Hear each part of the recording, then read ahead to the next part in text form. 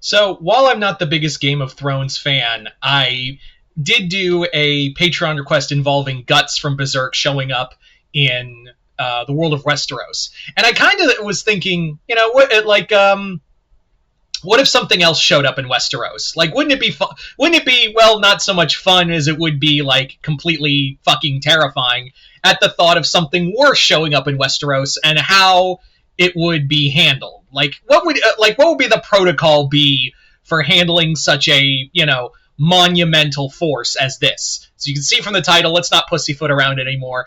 What if the Chaos Gods were in Westeros? Like, what if the Chaos Gods, showed up in Westeros? I mean, the short answer, I think we can all agree on, is everyone's fucked. Like, it's not even, like, it's not like in Warhammer Fantasy where, like, the High Elves and Lizards, pulled basically pulled a last-minute win to keep them semi-stopped until, end times and then Age of Sigmar. And, yeah.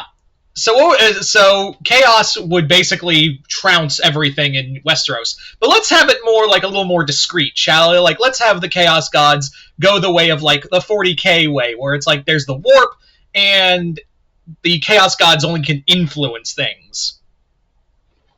So, what would it be like if we had the 4 Chaos Gods, and how would they affect the world of Westeros? Like, that's the big question. Like, how would they, directly influence the world of the world? So, the big thing is that there are other gods in the world of Westeros, but we don't really see them. And I would imagine they would probably run shitless from the Chaos Gods, especially, the 7 old gods of, the 7 gods of, House Stark, like the Land of the North. Yeah, that's gone. So, the big they're probably fucking off somewhere else because the Chaos Gods just rolled up. Now, the big thing you have to understand is that in this scenario, we're just going to have it not be like the Chaos Gods are going to be directly attacking with demons. Although, I would have that there would be demons, the more worship there would be among, the world of Westeros. So that would influence and allow more, like, demons and greater demons, and maybe even some people to become great, demon princes or princesses in their own right. So, yeah. So let's talk about, like, how, like, the world itself. If I can tell you right now, there is no, like, great uniting. Even if there was, there's no great uniting against the evil of chaos. Like, there's no Karl Franz here, coming to, like, slam Gallimaraz on the table and be like, telling Kislev and the dwarfs and the elves, and even some of the lizard men to be like, guys, shut up. Chaos. It's not like that at all. If you couldn't get all of the fucking, world to unite against the White Walkers, yeah, there's no hope for, people working against chaos. And I guarantee you there would be more than likely houses that would, no doubt in my mind, serve chaos gladly. They would gladly serve chaos. Now, as to which houses would probably fall to chaos, I do imagine not all of them would. I couldn't tell you. I actually kind of think, what is it? Oh, House Greyjoy. I almost said, like, who's Theon Greyjoy's house? Oh, I just answered my own fucking question. Yeah, House Greyjoy, for some reason, I could see them worship, falling to Nurgle, because those disgusting fishermen are absolutely awful. So, I have no doubt that House Greyjoy would fall to Nurgle and all of his gifts. And also, a seafaring plague. They could just cross the oceans now and spread the plague wherever. Tzeentch, I imagine Tzeentch would probably have more of an influence on the other side of the world. I think he would have, there would be Tzeentch cults everywhere. Like, I imagine he would probably have some influence in the other side of the world, but on the mainstay of the land. But on the other side of the world, yeah, Tzeentch is probably going to be, like, there are going to be Tzeentch cultists, because magic was viewed more there as a holy experience than anything else. So I imagine Tzeentch would probably be worshipped, and also, people will be trying very hard to get Kairos Fate Weaver, to show up. Now, would that be a detriment to, Daenerys trying to be the great uniter and bring the war to the Lannisters and all that and get her throne back with fire and blood. Yeah, I think Daenerys would think that she would be incorruptible to chaos and probably try to have some Tzeentch cultists just to have the magic on her side. But that's the thing with the Lord of Change, is that even if you think you're not corrupt, you're probably being, influenced just a wee bit. So, yeah, I think House Targaryen would probably not directly be influenced by Tzeentch, just a bit.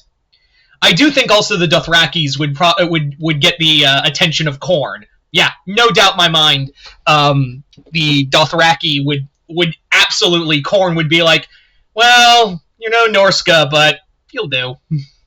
So, yeah, Khorne would be seen as a, deity to the Dothraki.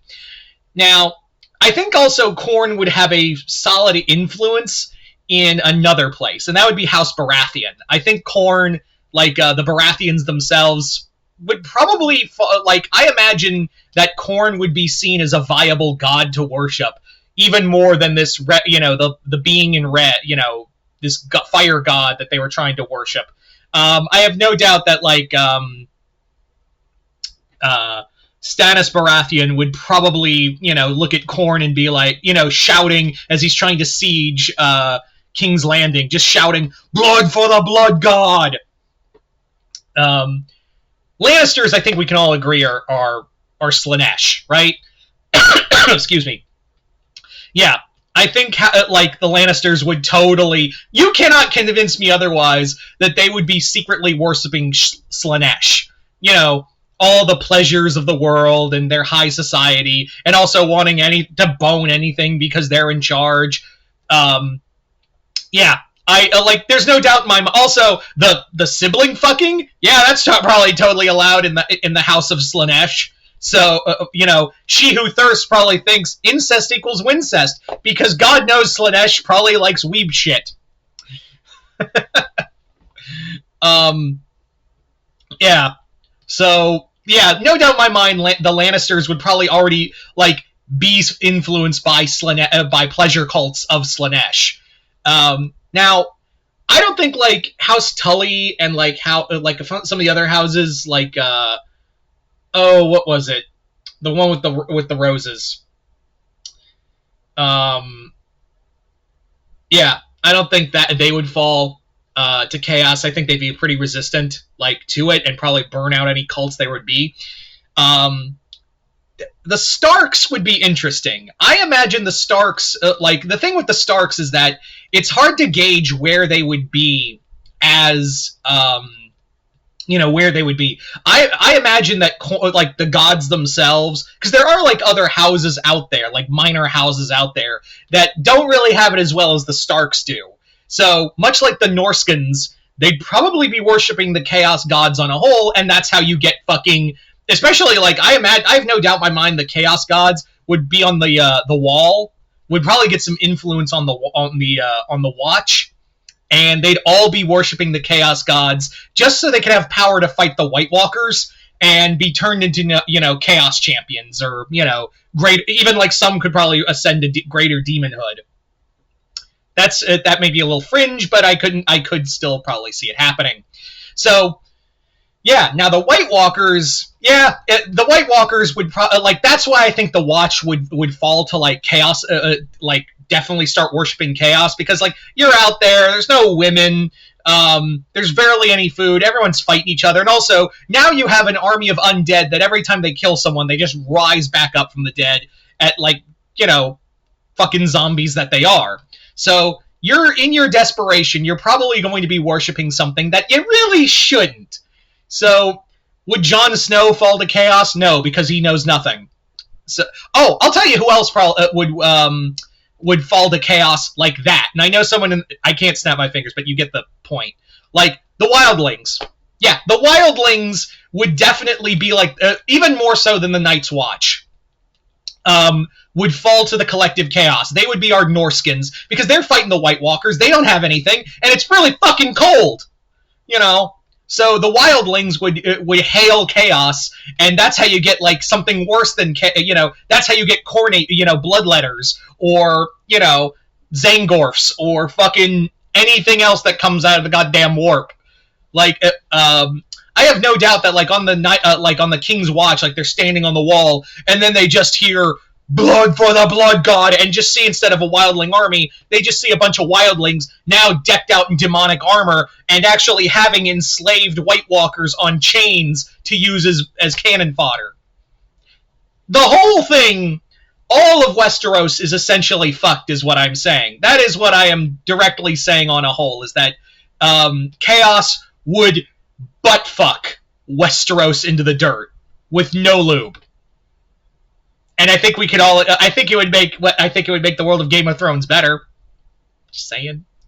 Anyway, so that's just my personal opinion on the matter. But yeah, I just thought, yeah, I'll go back to Game of Thrones. I'm still like, I finished watching it again, and yeah, the season finale is still horrible. But you could make the argument that like a lot of the show, going back and watching it, was not as strong as we thought it was. House of the Dragon, though, I started watching that, and it's actually pretty solid. Hopefully it sticks the landing. I hope to God. Anyway, so you guys tell me in the comments below, what do you think it would be like if the Chaos Gods came to Westeros?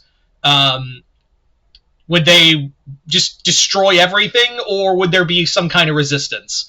Just comment below, let me know. Other than that, hope you all enjoyed this. I'm Mr. Multiverse. I'll see you next time in the Multiverse.